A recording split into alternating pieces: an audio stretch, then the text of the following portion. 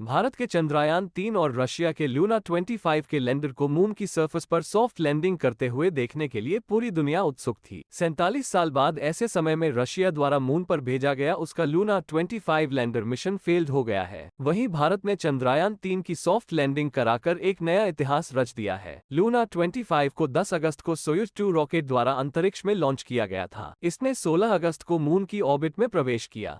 19 अगस्त को D orbiting करते हुए लूना 25 मून की सरफेस पर क्रैश हो गया। हालांकि रशियन मिशन चंद्रयान-3 के बाद लॉन्च किया गया था, लेकिन इसे चंद्रयान-3 से पहले साउथ पोल पर सॉफ्ट लैंडिंग करनी थी। अंत में उनकी सॉफ्ट लैंडिंग फेल्ड हो गई और क्रैश लैंडिंग में बदल गई। अब तक 7 देशों ने मून पर अपने मिशन भेजे हैं, जिनमें Soviet union, United states of America, Japan, China, India, Israel और यूरोपियन स्पेस एजेंसी शामिल है। इसके अलावा आईस्पेस नाम की एक प्राइवेट कंपनी ने भी अपना मून मिशन चलाया है। आंकड़ों के हिसाब से देखें तो रशिया अब तक मून पर 58 मिशनों को अंजाम दे चुका है। इनमें से कम 38 मिशन फेल्ड हो गए हैं, जिसका मीनिंग है कि आज का रशिया केवल 35% पासिंग मार्क्स लेकर आया है और उसके 6% मून मिशन फेल्ड हो गए हैं। अब सवाल ये है कि यह सोवियत यूनियन का मेन पार्ट रशिया है, जिसने विश्व का पहला सैटेलाइट स्पेस में स्थापित कर स्पेस ईरा की शुरुआत की थी। ये सोवियत यूनियन का वही रशिया है जिसने यूरी गगारिन और वैलेंटीना तेरेशिकोवा को अंतरिक्ष में भेजकर वर्ल्ड रिकॉर्ड बनाया था। तो फिर सुपर पावर माना जाने वाला रशिया फेल क्यों हो रहा है? ये क्वेश्चन हर साइंस लवर के लिए स्वाभाविक है।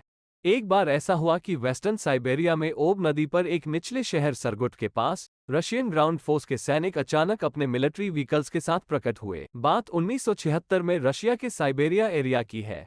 21 अगस्त 1976 का दिन खत्म होने वाला था। गर्मी शुरू हो चुकी थी। शुरू से ही गर्मियां छोटी, गर्म और अच्छे से जा रही थी। बिर्च के पेड़ अपना रंग बदल रहे थे। शाम को ठंडी हवा चल रही थी। सैनिक पैंजर गाड़ी लेकर वहां से गुजर रहे थे। 3 लाख की आबादी वाला निचला शहर सुरगुट एक अनोखे दृश्य का गवाह बन रहा था। आधा दर्जन हेलीकॉप्टर आसमान में चक्कर लगा रहे थे। धमाका, कान का पर्दा फटने जैसे एक तेज धमाके की आवाज आई। लोगों ने देखा कि एक ऑब्जेक्ट 20 किलोमीटर की ऊंचाई से धरती की ओर आ रही है, जिसका रंग पहले लाल, फिर नारंगी और अंत में सफेद दिखाई दे रहा था। 15 किलोमीटर की ऊंचाई पर राउंड शेप ऑब्जेक्ट का ढक्कन खुल गया। एक पैराशूट खुल रहा था और फैल रहा था। पैराशूट के नीचे एक काला रेक्टेंगुलर बॉक्स जैसा हिस्सा लटका हुआ था। रशियन आर्मी अलर्ट हो गई और ऑब्जेक्ट की ओर बढ़ने लगी। आखिरकार ब्लैक बॉक्स जमीन पर उतरा।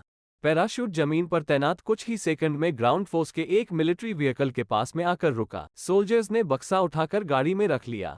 गाड़ी सड़क पर गायब हो गई। मिलिट्री ऑफिसर अपने वॉकी टॉकी पर मैसेज भेज रहे थे। आर्मी ऑफिसर के पास जो बॉक्स था उसमें लूना 24 द्वारा मून की सरफेस की खुदाई के बाद जमा की गई मून की मिट्टी और चट्टानों के नमूने थे। अमेरिका ने अपने एस्ट्रोनॉट्स को मून की सरफेस पर उतारकर जो किया, वही सोवियत यूनियन ने मून की सरफेस पर मनुष्यों को उतारे बिना किया। इस प्रकार सोवियत यूनियन ने लगभग 6 सालों की ड्यूरेशन में 3 बार मून की चट्टान के नमूने पृथ्वी पर लाकर अपने मून मिशन कार्यक्रम को समाप्त कर दिया। आज 50 साल बाद एक्सपर्ट्स ये तय नहीं कर पा रहे हैं कि रियलिटी में अमेरिका और सोवियत यूनियन के बीच स्पेस की दौड़ किसने जीती। कोल्ड वॉर और स्पेस दौड़ की शुरुआत में सोवियत यूनियन ने दुनिया का पहला सैटेलाइट स्पुतनिक लॉन्च किया। अंतरिक्ष यान लूना 1 पहली बार मून के करीब से गुजरा था। मून के बारे में किसी भी डिटेल्ड इन्फॉर्मेशन के बिना लूना 2 पहले ही मून की सतह पर हॉट लैंडिंग कर चुका था। सोवियत यूनियन दुनिया का पहला देश था जिसने मून के उस हिस्से की तस्वीर खींची जो पृथ्वी से दिखाई नहीं देता था। लूना 9 के साथ सोवियत यूनियन ने मून पर पहली सॉफ्ट लैंडिंग कर इतिहास रच दिया। पहला सैटेलाइट यानी ऑर्बिटर लूना 9 मून की ऑर्बिट में स्थापित किया गया था। अमेरिका द्वारा मून पर इंसान को उतारने से पहले सोवियत यूनियन ने ज़ोन 5 नामक अंतरिक्ष यान को सफलतापूर्वक मून की सर्कमएम्बुलेशन करके पृथ्वी पर वापस लाकर एक नया वर्ल्ड रिकॉर्ड बनाया था। ज़ोन 5 के बायोलॉजिकल पेलोड में फ्रूट, अंडे, गेहूं, पाइन, गाजर और टमाटर की सल्स, जंगली फूलों की प्रजाति ट्रिट्सकिंथिया पलूडोसा के नमूने, सिंगल सेल वाले हरे एल्गी क्लोरेला की 3 प्रजातियां और लाइसोजेनिक बैक्टीरिया शामिल थे जो मून की ऑर्बिट से सर्कमएम्बुलेशन करके पृथ्वी पर लौट चुके थे। इस एक्सपेरिमेंट का मैं पर्पस पृथ्वी पर अलग अलग टेरेस्ट्रियल जीवन पर ब्रह्मांडीय विकिरण का क्या प्रभाव पड़ता है, इसका सत्यापन किया जाना था। 1970 में सोवियत यूनियन ने लूना 17 अभियान के तहत पहली बार मून की सरफेस पर एक रोबोटिक मून रोवर लॉन्च किया, जिसने कुल 10 किलोमीटर की यात्रा की। सोवियत यूनियन ने पहले ही मून पर इंसानों को उतारे बिना लूना 16, 20 और 24 द्वारा मून की चट्टान के नमूने प्राप्त कर लिए थे। सोवियत यूनियन की इन सभी सफलताओं के विपरीत अमेरिका मून पर एक एस्ट्रोनॉट को उतारने में कामयाब रहा। इसके बाद 5 दूसरे मून मिशनों ने 10 अमेरिकी एस्ट्रोनॉट्स को मून पर उतारा। अब जरा होशियारी से सोचिए कि जीत किसकी मानी जाए, अमेरिका या सोवियत यूनियन। यूक्रेन के खिलाफ चल रहे वॉर और दुनिया से मिल रही नेगेटिव फीडबैक को देखते हुए रशियन प्रेसिडेंट ने रशिया को पॉलिटिकल और इकोनॉमिक रूप से मजबूत करने के लिए कदम उठाना शुरू कर दिया है। इसी समय रशिया के स्पेस प्रोग्राम में भी तेजी आने लगी। ऐसे ही एक प्रयास के रूप में जून में उन्होंने 1963 में स्पेस में जाने वाली पहली महिला वेलेंटीना तेरेश्कोवा को एक अवार्ड से सम्मानित किया। वेलेंटीना तेरेश्कोवा पुतिन की कट्टर वफादार संसद सदस्य है। रशियन स्पेस प्रोग्राम के प्रमुख यूरी बोरिसोव ने जून में प्रेसिडेंट पुतिन से मुलाकात की थी। यात्रा के दौरान लूना 25 के सफल होने की 70% पॉसिबिलिटी थी। रशियन साइंस एकेडमी के स्पेस रिसर्च इंस्टीट्यूट के एक सीनियर साइंटिस्ट और लूना 25 के साइंटिस्ट ऑपरेशन को लीड करने वाले साइंटिस्ट नाथन इस्मोट ने कहा, इंजन चालू होने के 47 मिनट बाद रशिया ने अंतरिक्ष यान से संपर्क खो दिया। कम्युनिकेशन रिस्टोर करने के प्रयास असफल रहे। अंतरिक्ष यान के इंजन में खराबी आ गई थी। लैंडिंग से पहले की ऑर्बिट में प्रवेश करते समय अंतरिक्ष यान को अपने इंजन को 84 सेकंड तक चलाना पड़ा, लेकिन किसी कारण से इंजन 84 सेकंड की बजाय 127 सेकंड तक चल रहा था। परिणामस्वरूप 17 किलोमीटर की ऊंचाई पर स्पीड स्लो करने के लिए जो धक्का दिया जाता है वो जरूरत से ज्यादा लग गया या फिर गलत डायरेक्शन में लग गया, जिसके कारण लैंडर बहुत तेजी से मून की सरफेस से टकराया। इस घटना के कारण पहले से ही डिलेड चल रहे लूना 26, 27 और 28 कार्यक्रमों को बड़ा झटका लगा है। तो ऐसा लगता है कि लूना मिशन को अगले 2 से 4 साल के लिए पीछे धकेल दिया जाएगा। एक सुपर पावर के रूप में रशिया की फेलियर्स की संख्या बढ़ती जा रही है। आज रशिया की स्थिति हारे हुए खिलाड़ी जैसी हो गई है। The disintegration of the Soviet union.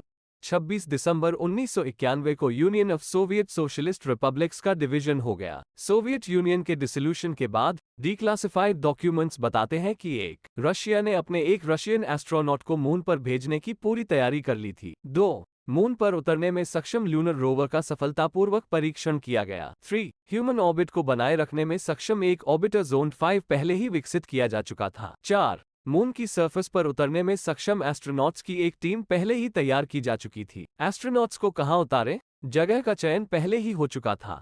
5 यह N1 एक विशाल मून रॉकेट का एक्सपेरिमेंटल टेस्ट कर रहा था जो एक रशियन एस्ट्रोनॉट को मून पर ले जाएगा। 6 इतना ही नहीं, रशिया ने मून पर लॉन्ग टर्म बेस स्टेशन स्थापित करने का डिजाइन भी तैयार किया था। वेगा 1 और वेगा 2 को लगभग 35 साल पहले जून 1985 में 6 दिन के इंटरवल पर लॉन्च किया गया था, जब सोवियत यूनियन का पतन नहीं हुआ था। 6 महीने बाद वीनस प्लैनेट के पास से गुजरने के बाद उसने वीनस प्लैनेट पर कैप्सूल गिराया, जिसमें लैंडर की व्यवस्था की गई।